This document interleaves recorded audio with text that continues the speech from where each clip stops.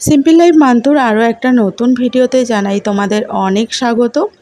আজকে আমি তোমাদেরকে নিয়ে যাব একটা নতুন জায়গায়।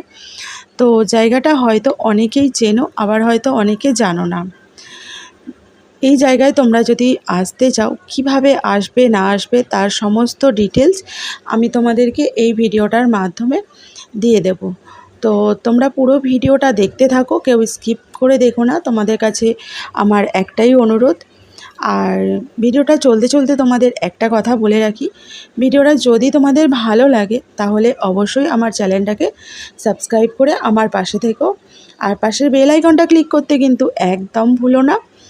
তো চলো, আমি কোথায় যাচ্ছি না যাচ্ছি সেই জায়গাটা তোমাদেরকে ডিটেলসে পুরো বলছি।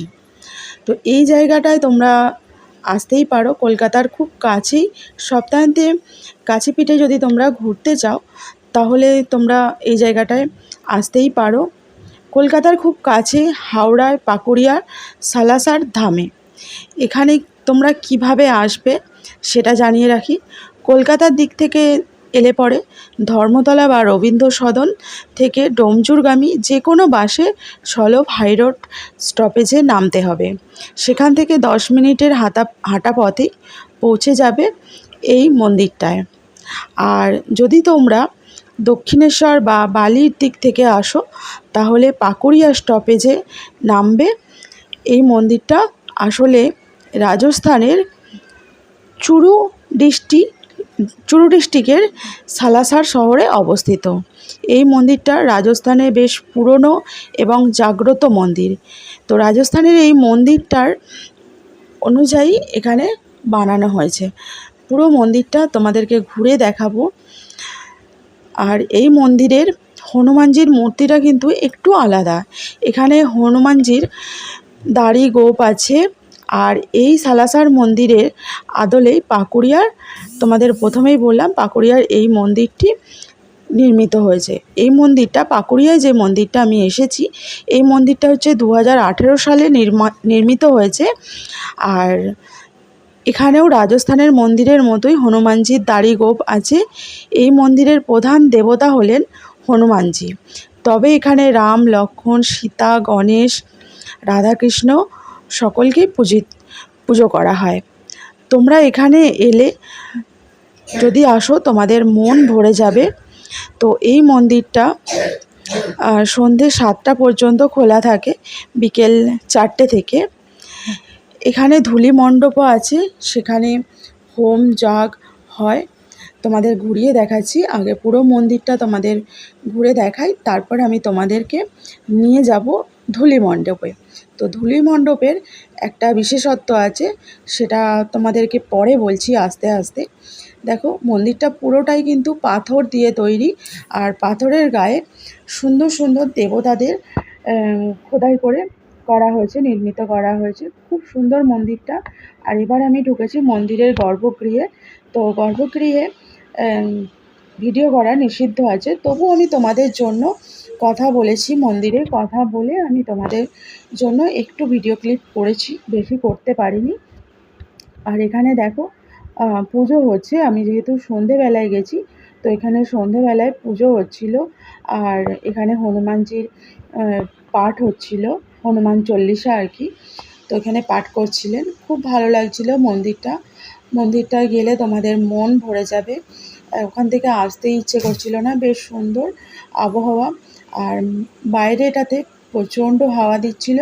তোমরা এখানে সকালের দিকেও আসতে পারো।